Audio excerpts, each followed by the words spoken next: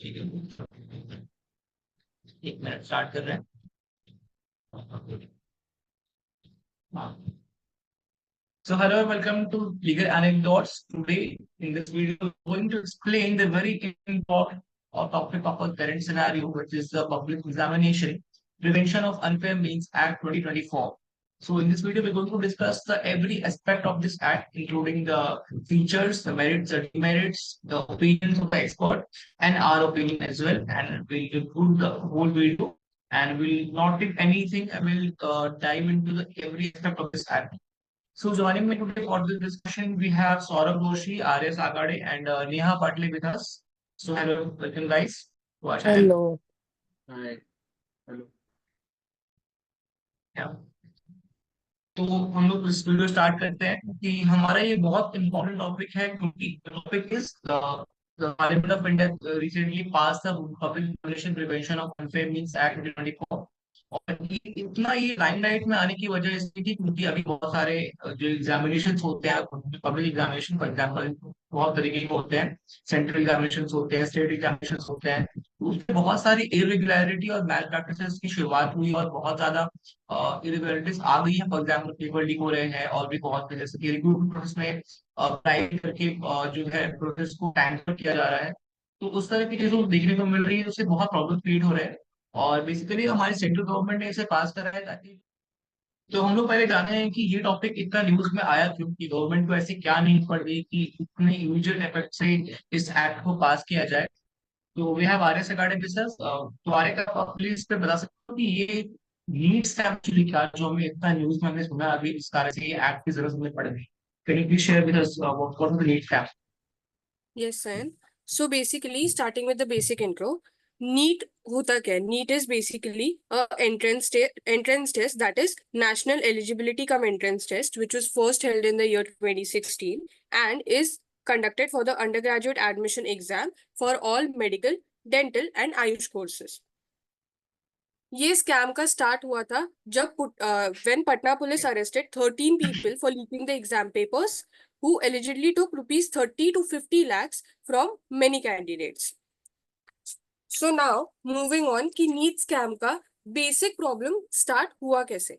सो NEET scam के NEET का result announce हुआ था 4 जून को which was basically the election result date also.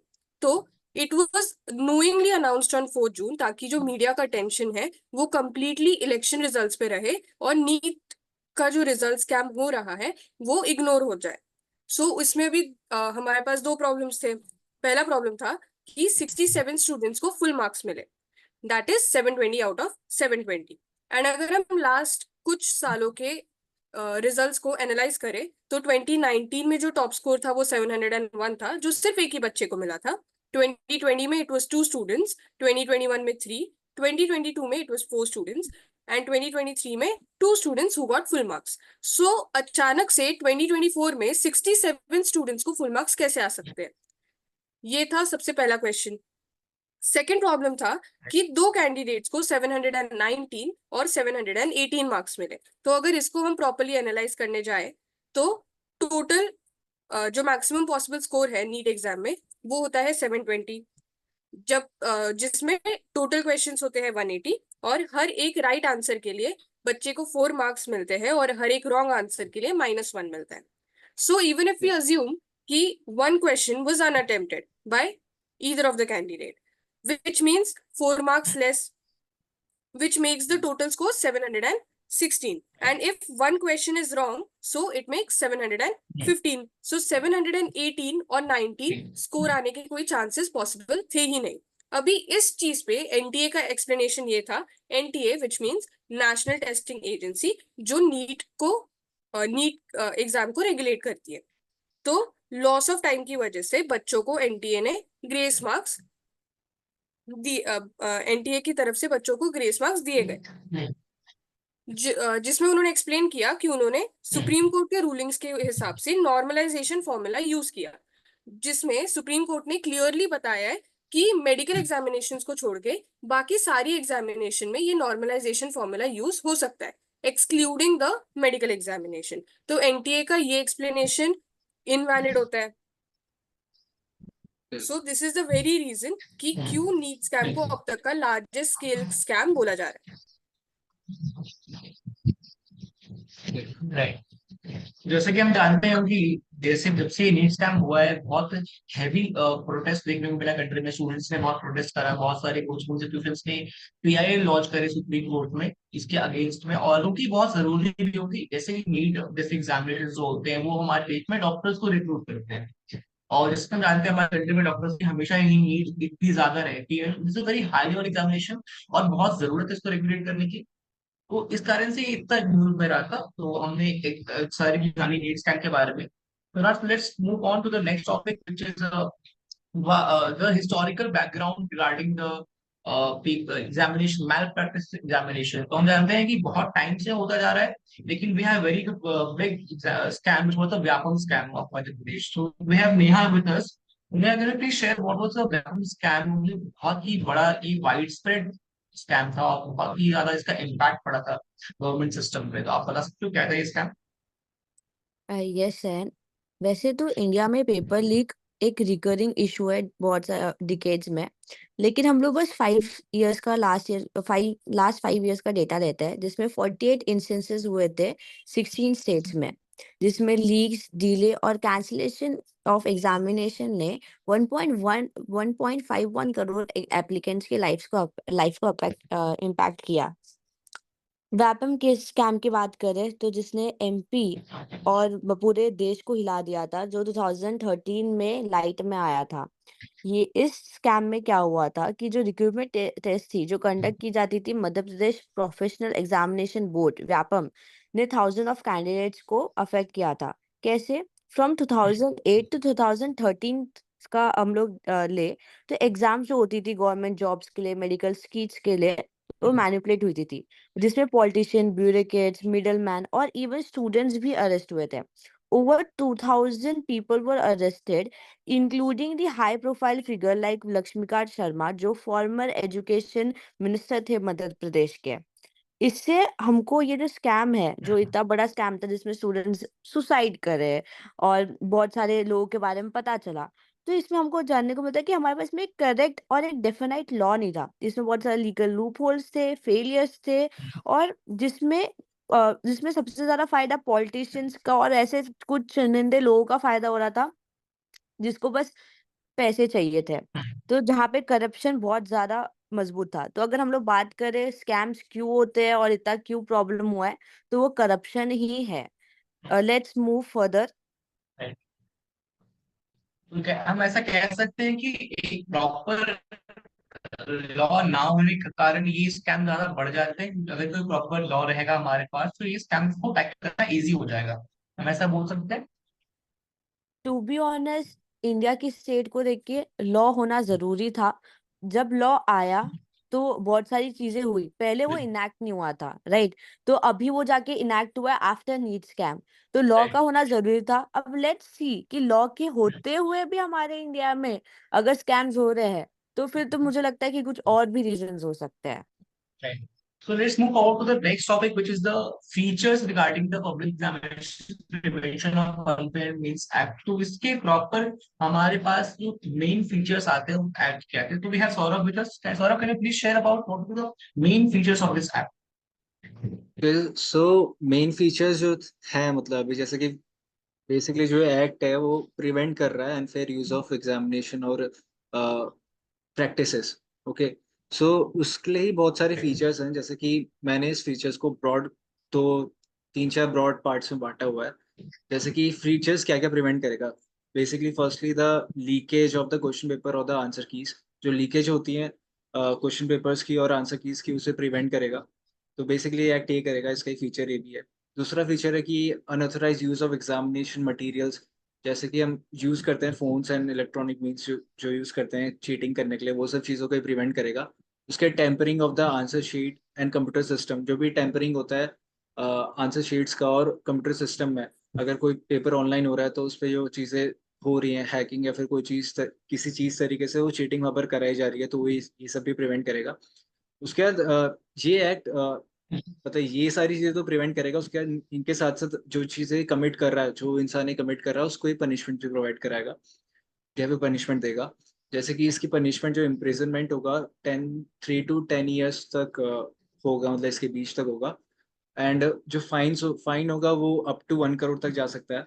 तो बेसिकली एक तरह से एक ऑर्गेनाइज वे में या फिर एक सोसाइटी को बहुत ज़्यादा ऑर्गेनाइज वे में करने के लिए, जो कि हर लॉ करता है, वो ये करने की कोशिश करेगा ये एक्ट। उसके बाद ये अथॉरिटीज को भी पावर्स कुछ प्रोवाइड कराएगा, जैसे कि वो जो भी अभी भी होता है, लेकिन जैसे कि एक तरह से उन्हें एक अच्छी अथॉरिटी और एक अच्छा सा लॉ मिल जाएगा जिनके अकॉर्डिंग वो ये पावर का यूज कर सकते हैं। जैसे कि सरप्राइज चेकिंग जो कर सकते हैं वो जब एग्जाम सेंटर्स पे जाके, और या फिर जो भी इलेक्ट्रॉनिक डिवाइस वो कोई पर्सन यूज कर रहा है चीटिंग के लिए, उसको रोकने के लिए उससे सीज कर सकते हैं।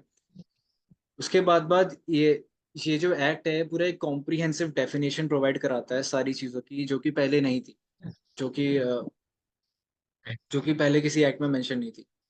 उसके बाद ये एक्ट, इसका एक और फीचर है कि बेसिकली कैंडिडेट वेलफेयर के लिए है, जैसे कि जो कि one of the main feature है।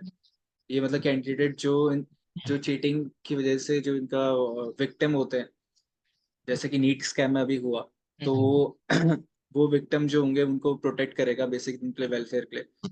उसके बाद ये सारे फीचर्स के साथ साथ जो एक तरह से एक हमें एक्ट प्रोवाइड कर देगा या फिर एक चीज प्रोवाइड कर देगा जिसके अकॉर्डिंग हम किसी को वो चीज करने से कमिट करने से रोकें जो औरों को नुकसान पहुंचाता है। तो बेसिकली ये सारे फीचर्स इसके हैं। ओके, तो सर हम लोग ऐसा समझ सकते हैं कि जितने भी इसका जो मेन फीचर है इस एक्ट का, कि पनिशमेंट जो डिसाइड किए गए हैं लिटरली ऑफेंस के अगेंस्ट में, इसको क्या हम मेन फीचर मान सकते हैं कि क्योंकि और इसे स्ट्रिक्ट करा गया है। पनिशमेंट जो पहले भी थोड़ी बहुत थी, जो कि अलग से एक्ट नहीं बनी हुई थी, लेकिन इसे एक प्रॉपर डिफाइंड कोडिफाइड वे में डाला गया है।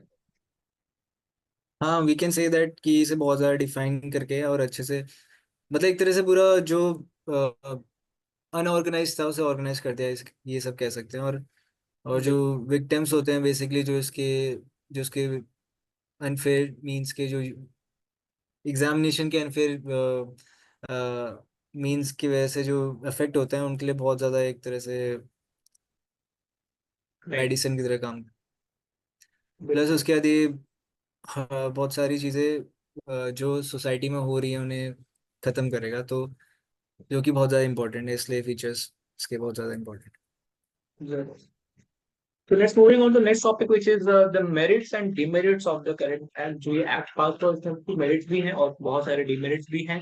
तो इसे हम हाईलाइट करते हैं और फिर डिस्कस करते हैं ब्रीफ में क्या मेरिट इसके बताए। तो मेरिट्स, तो पहला सबसे इम्पोर्टेंट मेरिट यही है कि जो पनिशमेंट डिसाइड किया गया है इस ऑफेंस के अगेंस्ट में, जो ऑफेंसेस होते हैं, क्वेश्चन के ऊपर लीक्स होते हैं या रिजल्ट के ऊपर जो स्कैम वगैरह होते हैं, इनके ऊपर जो ऑफेंसेस के पनिशमेंट है उन्हें बताया गया है।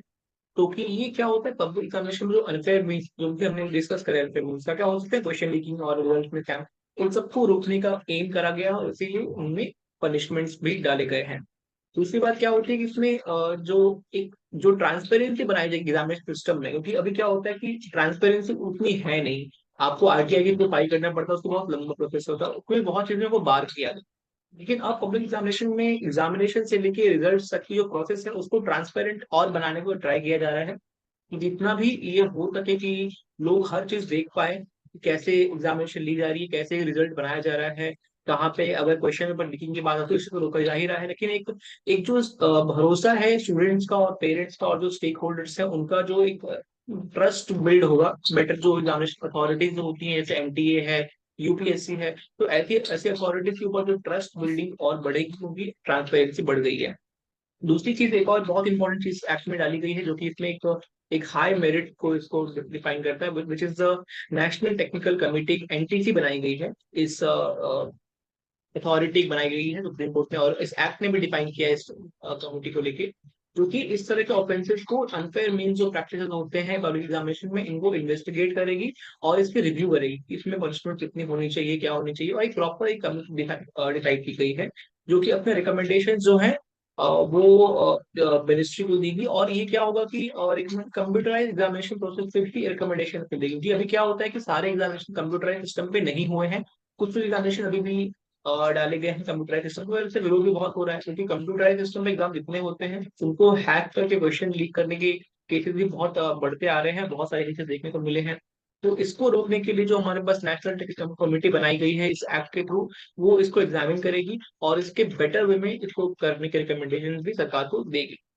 और दूसरी बात क्या इसमें दी गई है, क्योंकि ये जो एक्ट बनाया गया है, सेंट्रल गवर्नमेंट ने बनाई है, ये सिर्फ सेंट्रल एग्जामिनेशन के ऊपर बेस्ड है, जो कि ऑल ओवर इंडिया वैलिड होती है। फॉर एग्जांपल एनटीए के थ्रू नीट होती है, जेई मेंस एग्जाम यूपीएससी होती है, और इस तरह की एग्जामिनेशन जो ऑल ओवर इंडिया होती है। लेकिन इस एक्ट से क्या हो रहा है, दूसरी चीज, जितने भी स्टेट गवर्नमेंट है उनको एक ड्राफ्ट, एक ब्लूप्रिंट प्रोवाइड हो रहा है कि आप भी इस स्ट्रक्चर के थ्रू अपने स्टेट्स में सिमिलर एक्ट्स को बना सकते हैं। इसके हम एग्जाम्पल भी देखिए, महाराष्ट्र गवर्नमेंट ने अपने एक्ट बनाए, यूपी गवर्नमेंट ने अपने एक्ट बनाए।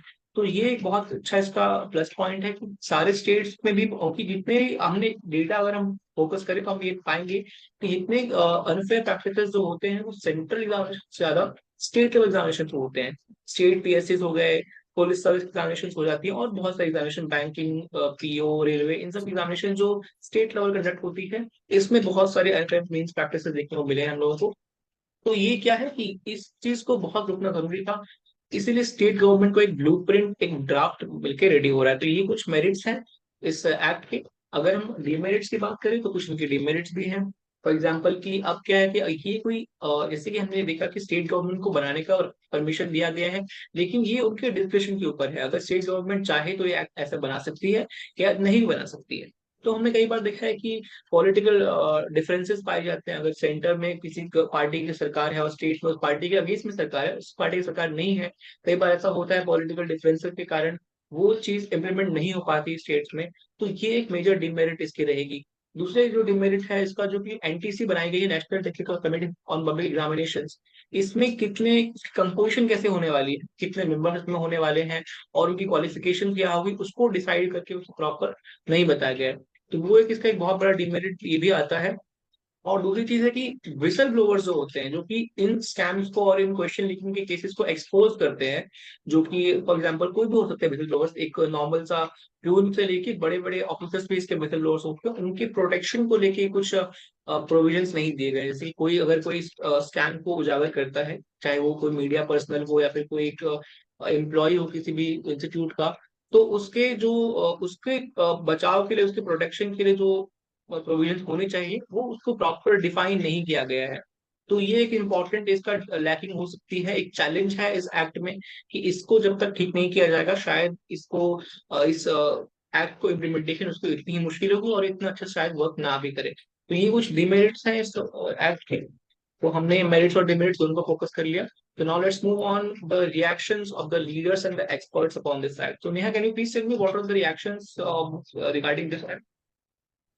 कोई एक्सपर्ट ओपिनियन तो वैसे इस पे आई है नहीं फिलहाल में, लेकिन हमारे जो लोकसभा राज्यसभा में जब डिस्कशन हो रहा था, जब ये बिल टेबल हुआ था, तो बहुत सारे लोगों ने अपना अपना बहुत अच्छे अच्छे ओपिनियंस दिए हैं।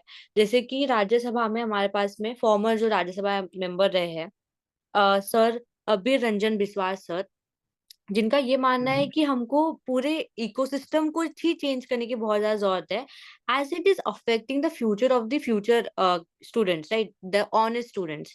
उनका ये मानना है कि वो इस बिल के सपोर्ट में तो है, लेकिन वो कहीं ना कहीं इम्प्लीमेंटेशन पे ही बात आ जाती है। जैसे आपने मेरिट्स और डिमेरिट्स में बताया कि बिल्कुल। इम्प्लीमेंटेशन में बहुत ज्यादा दिक्कतें आने वाली है, वैसे ही कि यहाँ पे कुछ ऑफिसर्स है, कुछ कुछ जो लोग है, जैसे व्यापन केस में लक्ष्मीकांत शर्मा जी थे, तो ये ऑफिसर्स का भी वहां पे योगदान रहता है करप्शन में। तो इम्प्लीमेंटेशन में यहाँ पे बहुत दिक्कतें आएंगी, उनका ये मानना है। और जो स्टूडेंट्स है जो सुसाइड कमिट कर रहे हैं, जो अपनी ड्रीम पे गिव अप कर देते हैं ऐसा कुछ होने पे, तो उनका उस चीज पे कंसर्न था कि इसमें भी कुछ पॉलिसीज में चेंज आना चाहिए। लेकिन उन्होंने इस बिल को ओपन हैंड के साथ में वेलकम किया है, और उन्होंने ये बोला है कि ये बहुत ज्यादा जरूरी है, क्योंकि ये जॉबलेसनेस का जो एक सिस्टम बन गया था, इकोसिस्टम बन गया था, इन्वायरमेंट में फैल गया था, वो उसको हटा सकता है। फिर वैसे ही एक राज्यसभा मेंबर थे है हमारे डॉक्टर यामी यजनिक मैम, जिनका इनका भी कहना है कि ये जो बिल है वो बहुत एग्जॉस्टिव है। और ये जो वर्ड्स है, जैसे कि आपने देखा होगा बिल में ऑर्गेनाइज्ड क्राइम है, फिर उसके बाद में हमारे पास में सर्विस प्रोवाइडर है, इलेक्ट्रॉनिक प्लेटफॉर्म है, इंटरमीडियरीज है। तो ये जो काइंड ऑफ इन्वेस्टिगेशन लगेंगी इस काइंड ऑफ पूरे काम को, इस क्राइम के लिए इन्वेस्टिगेशन जो प्रोसेस लगेंगी, वो रियलिटी में प्रैक्टिकली पॉसिबल हो पाएंगे, क्योंकि हम लोग इसके लिए जो क्राइम्स है, ऑर्गेनाइज क्राइम है, ऐसे ऑफेंसेस है, उसके लिए हम लोग पुलिस के पास में नहीं जा सकते हैं। तो मैम का वही कंसर्न था, उनका ये था मिनिस्टर से मांग कि आप ये सारी इन्वेस्टिगेशन प्रोसेसेस के लिए एक पर्टिकुलर अलग से पॉलिसीज बनाइए, एक अलग से रूल्स बनाइए, कुछ अमेंडमेंट करे या उसमें कुछ एडअप करे। सो और बाकी सबका साथ है इस बिल पे, जिस हिसाब से ये बिल पास हुआ था फरवरी में, और जिस हिसाब से प्रेसिडेंट का ये आया था, और बहुत सारे बच्चे खुश भी हुए थे ये एक्ट को देख के, क्योंकि एक पर्टिकुलर लेजिस्लेशन की बहुत जरूरत थी। तो ऐसा बिल्कुल। है ओपिनियन।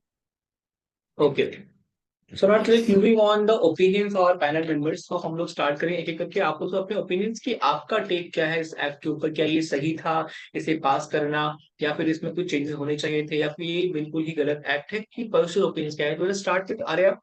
तो आर्या, क्या आपका इस पर ओपिनियन क्या है इस एक्ट के ऊपर? क्या आपको लगता है कि सही एक्ट है, फिर ये अच्छा है या खराब है? आप अपने ओपिनियन बताएं इसके ऊपर। तो मेरे हिसाब से ये एक्ट बिल्कुल सही है, क्योंकि बेसिकली ये ट्रांसपेरेंसी प्रोवाइड कर रहा है। ये जो पेपर लीक में इन्वॉल्व है उन लोगों के लिए इम्प्रिजनमेंट और हेफ्टी फाइन्स का भी इन लोगों ने प्रोविजंस करके रखे हुए हैं, विच विल प्रिवेंट। अब डिपेंड बस ये करता है कि इस एक्ट को कौन कौन से स्टेट में कैसे इम्प्लीमेंट कर रहा है, क्योंकि सुप्रीम कोर्ट ने वो बिल्कुल पावर स्टेट वाइज डिवाइड करके रखी है कि कौन कैसे उसको इम्प्लीमेंट कर रहा है। अब बस बाकी ये एक्ट पूरा अच्छे से वर्क कर रहा है, ट्रांसपेरेंसी प्रोवाइड कर रहा है, इंडिपेंडेंसी मिल रही है एजेंसी को, and everything. It's just implementation का सवाल है। बिल्कुल बिल्कुल। तो नेहा, आप अपने ओपिनियन बताइए कि आपको क्या लगता है ये एक्ट कितना इंपॉर्टेंट है, कितनी जरूरत है इसको पास करने की? The act is very important, obviously. There is no problem with that. But implementation he the main concern. Not just implementation.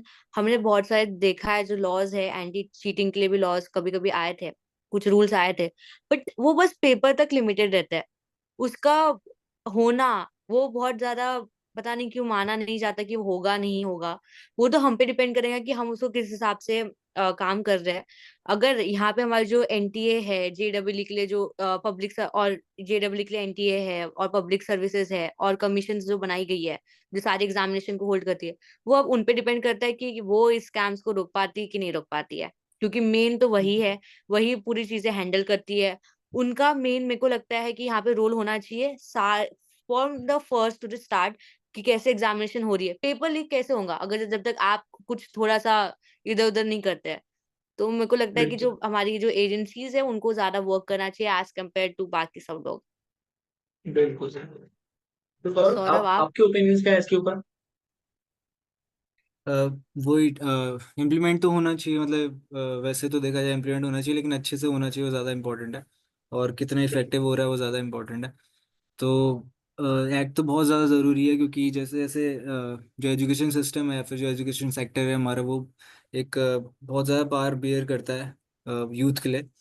तो वहाँ पर भी अगर स्कैम होने लगे तो वो ज़्यादा बहुत मुश्किल है टॉलरेट करना है, फिर बहुत ज़्यादा एक अच्छी एजुकेशन और एक अच्छी कंट्री बनाना। तो इसलिए ज़्यादा इम्पोर्टेंट है, और इसका इम्प्लीमेंटेशन उससे ज़्यादा इम्पोर्टेंट है। तो वही इफेक्टिव इम्प्लीमेंटेशन अगर होगा तो ये एक्ट बहुत सही है, नहीं तो फिर वही जैसे कि नेहा ने बोला कि पेपर में रह जाएगा, तो वो नहीं होना चाहिए नेसेसरी। सहन सैन आप। आपका क्या है? यार, मेरा ओपिनियन इसके ऊपर ऐसा है कि जैसे कि सब लोग, आप लोगों ने बोला, बिल्कुल सही बात है, ये बहुत ही इंपॉर्टेंट एक्ट तो जरूर था। लेकिन वही मेरा भी सेम ओपिनियन है आप लोगों को कि इम्प्लीमेंटेशन में सारी बात आ जाती है। क्योंकि ऐसा हम बोलते हैं India is the land of youth. India में मैक्सिमम पॉपुलेशन जो है, हाई पॉपुलेशन यूथ की है, और we are the change makers, हम लोगों की चेंज आने वाले। और ये जैसे एग्जाम्स हैं एनटीए में, जो जेई एडवांस है या फिर मेंस है या फिर नीट है, यूपीएससी एग्जामिनेशन है, ये एक ऐसा प्रेस्टिजियस जॉब की एग्जामिनेशन है जो कि इंडिया के नेशन बिल्डिंग में बहुत काम आते हैं।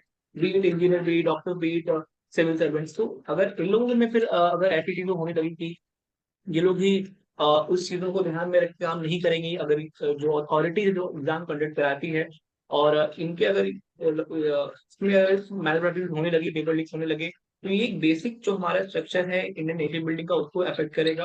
तो इसलिए एक्ट बहुत जरूरी था, क्योंकि अनफेयर न्यूज को स्टॉप करना बहुत जरूरी है। इस बार जैसे हमने देखा न्यूज स्कैम में, जब ऐसे स्कैम हुआ, कितने स्टूडेंट्स को इफेक्ट हुआ, री एग्जामिनेशन हुए, पूरी इकॉनमी दूसरी तक हिलते रह गई, क्योंकि प्रोटेस्ट हो रहे थे, प्रोटेस्ट हो रहे थे, तो ये बहुत इफेक्ट भी कर रहा है नेशनलिटी में, तुम जानते हैं। तो इसलिए एक्ट तो बहुत जरूरी था, लेकिन जैसे कुछ कुछ डिमेरिट्स भी हैं, स्टेट गवर्नमेंट्स तो अप्लाई करती है, नहीं करती है, तो देखना फोकस करना पड़ेगा हमें। और नेशन वाइड जैसे कि एनटीसी बनी है, वो बेटर स्मूथली काम करे, करप्शन इसमें ना आए। सबसे इम्पोर्टेंट पॉइंट ये है कि करप्शन के कारण ही ऐसे मैल प्रैक्टिसेस उजागर होते हैं, कि अनफेयर प्रैक्टिस होते हैं। जब तक करेक्शन करप्शन इस मामले में नहीं एंटर करता है, ये बहुत ही अच्छा एक्ट होने वाला है, और उसके बहुत फायदे भी देखने को मिलेंगे। I really want to तो जैसे mention कि some हमने popular criticism of it.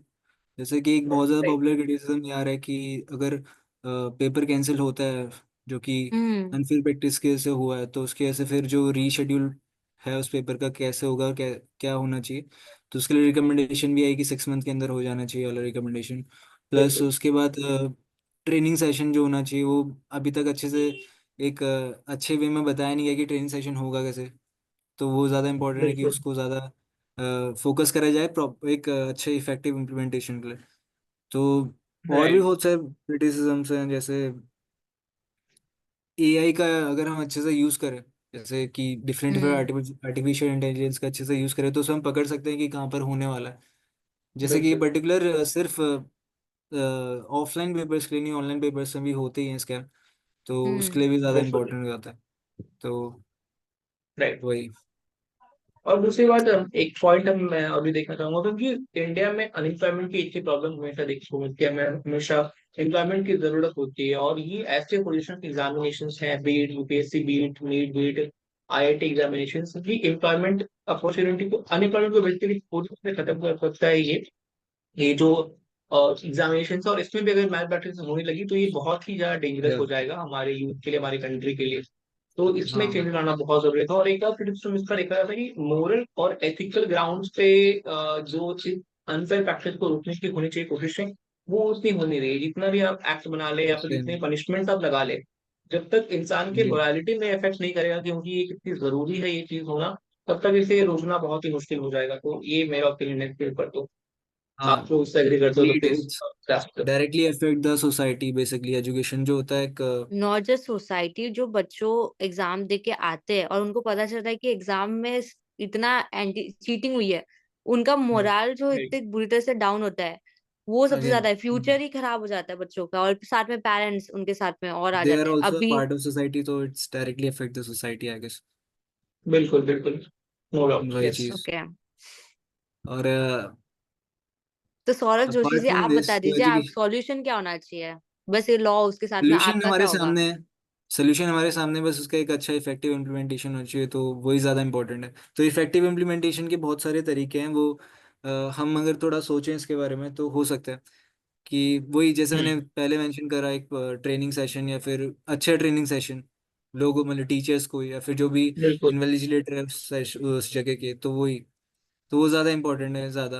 और यूथ ही एक पूरे सोसाइटी को बनाता है, तो अगर वही अच्छे से एजुकेट नहीं होगा तो बहुत टफ हो जाएगा एक अच्छा यूथ और अच्छी कंट्री बनाने में। तो बिल्कुल। दैट्स वाई बिल्कुल। इट्स रियली रियली और मेरा इंपॉर्टेंट। एक बहुत एक क्वेश्चन था, आप लोग सब बता सकते हो, अरे आप भी अपने पॉइंट्स पे रख सकते हो, कि हमारे जैसे तो हम लोग देखते आए हैं कि अभी की रिसेंट टाइम्स में डिजिटलाइज किया जा रहा है एग्जामिनेशन प्रोसेस को, ऑनलाइन एग्जामिनेशन लिए जा रहे हैं, कंप्यूटर पे एग्जामिनेशन हो रहे हैं।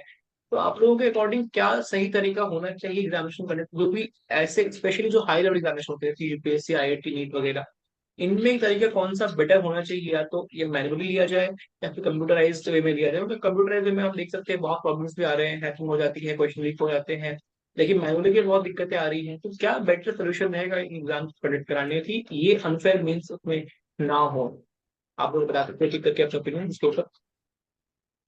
मैं तो तो चाहूंगी कि ऑफलाइन में ही हो। Offline okay. Is much better, क्योंकि हमारे कंप्यूटर में भी हम लोग बहुत सारे आजकल देख लेते हैं, कितनी अलग अलग सॉफ्टवेयर आ चुके हैं, एप्लीकेशंस आ चुकी है, जो या कुछ भी बट बच्चे भी शायद उसमें है। हाँ, तो ऑनलाइन में जो आपका क्या पेपर टेक होता है? है वो आयन डिजिटल या फिर ऐसे कोई जगह पे होता है, तो प्लस मतलब मुझे इस वाले पॉइंट में एक चीज़ लगता है, कई बार सिस्टम हमारा अच्छा नहीं होता, या फिर हमें वो चीज़ सारी बिल्कुल अच्छे से प्रोवाइड नहीं करी जाती उस जगह पे। तो वो एक अलग फैक्टर आ जाता है। प्लस हैकिंग का जैसे नया ने बोला, हो सकता है। मैं बिल्कुल। उससे पूरा अगेंस्ट में नहीं हूँ, तो वही ऑफलाइन कुछ होनी चाहिए मिक्सचर ज़्यादा से होना ज़्यादा। चाहिए। हाँ, ऑफलाइन तो मिक्सर। होना राइट। चाहिए, लेकिन ऑनलाइन का भी कुछ सपोर्ट होना चाहिए, जैसे पूरा स्क्रूनिटी करने में, पूरा सर्वेलेंस करने में, शायद इसमें हो सकता है कुछ। हाँ, बिल्कुल क्योंकि बिल्कुल। मुझे एक इसमें एक पॉइंट जोड़ना है कि जैसे कि हम देखते हैं कि बहुत सारे जितने ही बड़े बड़े आजकल जॉब्स के पेपर होते हैं, जैसे बैंकिंग, अगर तुमने भी बैंकिंग या किसी का देखा होगा तो शायद वो ज़्यादातर ऑनलाइन ही होता है। तो ऑनलाइन में एक चीज़ प्लस पॉइंट ये लगता है, अगर तुम्हारा सिस्टम सारा अच्छा है या फिर तुम जो भी जगह पे तुम दे रहे हो पेपर, तो वहाँ पर एक ज़्यादा तुम ऐसा अपना एक सॉफ्टवेयर या फिर कुछ ऐसी चीज़ अपलोड कर सकते हो जो इस चीज़ को अवॉइड करे, अनफेयर यूज़ को। जैसे कि ऑफलाइन में एक चीज़ कई बार ये आती है कि करप्शन ज़्यादा कई बार देखने को मिलता है कि टीचर्स को कई बार कुछ रुपए दे दिए जाते हैं और वो कुछ बिल्कुल। करते हैं, मतलब वहाँ पर कुछ वो चीटिंग के ज़्यादा चांसेस बन जाते हैं कई बार। तो बेसिकली ऑनलाइन में ऐसा कई बार हम कट आउट कर सकते हैं, लेकिन ये जो करप्शन वाला पार्ट है तो कहीं भी ऐसा नहीं होगा कि ऑनलाइन में भी हो सकता है क्योंकि वहाँ पर भी लेजिस्लेटर है, लेकिन वही डिपेंड करता है कि लोग कैसे हैं, हम्म, वो बिल्कुल। ऑर्गेनाइज कौन लोग करा रहे हैं या फिर उनको ट्रेनिंग कैसे मिली है, वो डिपेंड करता है। राइट। अरे तुम्हारी क्या ओपिनियन फिर इस बात पे कि ऑनलाइन या ऑफलाइन मोड कौन सा बेटर होगा एग्जामिनेशन प्लान कराने में, बेसिकली जो हाई लेवल एग्जामिनेशन है? मेरे हिसाब से तो offline mode is more much better, because online way में अनफेयर प्रैक्टिसेस बहुत ज्यादा है, like comparatively to offline mode right. हम ऑनलाइन मोड में ज्यादा करप्ट कर सकते हैं उन चीजों को। सो इट्स बेटर कि ऑफलाइन में हो। इट्स जस्ट कि अभी ये एक्ट आया है तो उसको किस हिसाब से इम्प्लीमेंट कर रहे हैं उस बेसिस पे देखते हैं कि आगे और क्या हो सकता है इस चीज को लेके।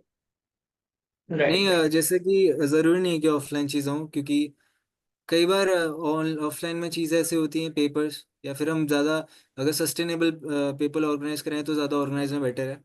अगर ऑफलाइन कराएंगे तो पेपर्स का ज़्यादा यूज़ होता है जिससे इन्वायरमेंट अफेक्ट होता है, वो सारी चीज़ें भी आती हैं जो तो कि ऑनलाइन में अगर हम बिल्कुल। देखेंगे तो फिर ऑनलाइन में नेटवर्क इश्यूज भी हो सकते हैं, हाँ, वो मैंने बोला कि तो नेटवर्क उसकी इशूज हो वजह से सकते हैं तो उस पर, लॉस ऑफ लेकिन एग्जैक्टली उसकी वजह से loss of time and all होगा, जो नहीं, अगेन वो नीट स्कैम वही में अगर वही वो हुआ अच्छे था। से इम्प्लीमेंट हो, क्योंकि ऑफलाइन में तो ये पक्का ही है कि हम पेपर्स का यूज़ करेंगे, तो ऑनलाइन में ये कर सकते हैं कि हम इंटरनेट हमारे सबके पास होता है, तो वो ज़्यादा अगर इंटरनेट अच्छे से हम प्रोवाइड कराएं तो वो सॉल्व हो सकती है वाली प्रॉब्लम, तो उस पर ज़्यादा मेरे हिसाब से इसका मुझे लगता है बेटर कि सोल्यूशन ये है कि हम लोग ऑनलाइन मोड में ही करें, बट बेटर इंफ्रास्ट्रक्चर उसको अच्छे से डेवलप करें ताकि ये जो प्रॉब्लम्स आ रही हैं हैकिंग की या फिर नेटवर्क इश्यूज की, इसको रिजॉल्व करके अगर ऑनलाइन मोड में हम्म, फिर सॉल्व का पॉइंट नहीं था।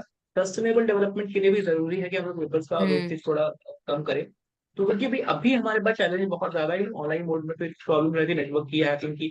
अगर इन प्रॉब्लम्स को इरेडिकेट करके दूर कर दिया जाए तो फिर online mode is much better, लेकिन जब तक ये प्रॉब्लम्स रहेंगी तो फिर उस मामले में तब तक ऑफलाइन मोड भी एक एक बेटर वे नजर आता है इस मामले में, क्योंकि अगर ये प्रॉब्लम तब तक दूर नहीं होती है हाँ, तो ये उसे एक हम बेटर ऑप्शन। ऑल्टरनेटिव एक तरह से वे ले सकते हैं, या फिर बिल्कुल। मतलब हर किसी का वे होता है कि हम दोनों तरह से करा सकते हैं, लेकिन ज़्यादा एंड ऑफ द डे वो मैटर करता है कितने अच्छे से हो रही हैं चीज़ें या फिर कितनी अच्छे से इम्प्लीमेंट हो रही है, अनफेयर चीज़ें नहीं हो राइट। रही हैं, जो कि हमारा अभी डिस्कशन का पार्ट है। तो एंड ऑफ द डे बिल्कुल अनफेयर मीन्स वो मेन पार्ट है, तो पेपर कैसे राइट भी राइट। कंडक्ट हो, इट डजेंट मैटर। बिल्कुल। So now let's moving on to the conclusion of the video. Ari, can you please conclude the entire sum of the video of this topic? So basically, the new Paper Leak Act is a strong and necessary step by the Indian government, जिससे exam paper leaks हम कुछ हद तक कम कर सकते हैं, right? जिसकी वजह से Right. ट्रांसपेरेंसी प्रोवाइड हो रही है, फेयरनेस प्रोवाइड हो रही है बच्चों को, और जो मिलियंस ऑफ बच्चे जो नीट जेई जैसे एग्जाम्स पे ट्रस्ट करके या उन चीजों के लिए इतना हार्ड वर्क करके, अब इंडिया जैसी कंट्री में जहाँ पे एग्जाम प्रेशर बिल्ड करना इस काइंड ऑफ अ स्टीरियोटाइप हो गया है कि 10th के बोर्ड्स हो गए, 12th के बोर्ड्स हो गए, नीट हम्म, एंट्रेंस टेस्ट हो गई, तो उन चीजों के लिए बच्चों पे नॉर्मली प्रेशर रहता ही है। और अगर उस प्रेशर को और तुम लोग उस मतलब ऐसे पेपर लीक्स एंड ऑल होके या ऐसे स्कैम होने के बाद वो प्रेशर और बढ़ जाता है इन अ वे कि भाई इतनी मेहनत करने के बाद भी रिजल्ट में स्कैम हो रहा है, रिजल्ट ढंग का नहीं आ रहा है, तो हम्म, उसमें सुसाइड कमिट करना या डिप्रेशन में जाना, which is very common. Exam pressure की वजह से ऑलरेडी ये सब चीजें बच्चे मैनेज करते हैं, उसमें अगेन रिजल्ट में भी अगर उनको प्रॉपरनेस नहीं दिख रही है या फेयरनेस नहीं दिख रही है, तो होता है कि इतना हार्ड वर्क करने के बाद भी कोई रिजल्ट आ ही नहीं रहा है, या कुछ कंक्लूजन ही नहीं आ रहा है कि इतना ईयर जो इन लोगों ने इतना इन्वेस्ट किया है अपना। सो इस एक्ट की वजह से ये सारी चीजें कुछ हद तक रुकेंगी। Again end of the video या कंक्लूड करने के लिए यही है कि इस चीज को स्टेट गवर्नमेंट्स कैसे इम्प्लीमेंट कर रहे हैं, उन चीजों को कैसे वो लोग अप्लाई कर रहे हैं स्टेट्स में, कितनी ट्रांसपेरेंसी, कितनी फेयरनेस रख रहे हैं, एजेंसीज इस चीज को कितना सीरियसली लेके इन चीज पे ध्यान देके फिर एग्जाम्स कंडक्ट करवा रही है। End of the thing is कि वो उन्हीं पे डिपेंड करता है। तो बिल्कुल basically it eradicates the mental trauma या फिर मेंटल वाली चीज वो इरेडिकेट करने में बहुत ज्यादा आसानी होगी। बिल्कुल। So this is a video, guys. We discussed every aspect of the public examination prevention of unfair means act 2024. Hope you like this video. If you like it, please like the video, subscribe to our channel, and share it to friends and family. Signing off. Thank you very much for watching. Thank you very much. Bye bye.